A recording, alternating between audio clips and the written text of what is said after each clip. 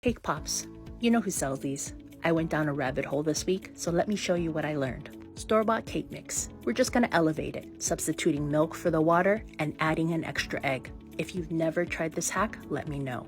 Definitely use one large pan. I use the small ones so we can just watch them rise through my small window oven. Now what you add to the cake is up to you.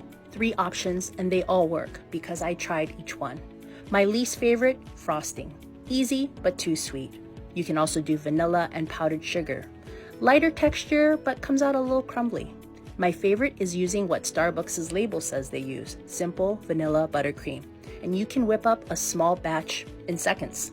Give it a mix, roll it up, and you got anywhere from 24 to 32 cake pops. Yes, I was the dork that bought one, took it apart, and weighed it without the lollipop stick. This is what I mean by going down a rabbit hole.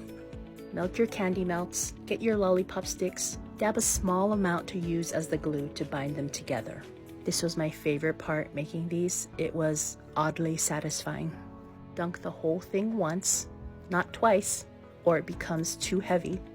And be sure to tap it until you're only left with one shiny coat. Decorate them before they dry, and you're done.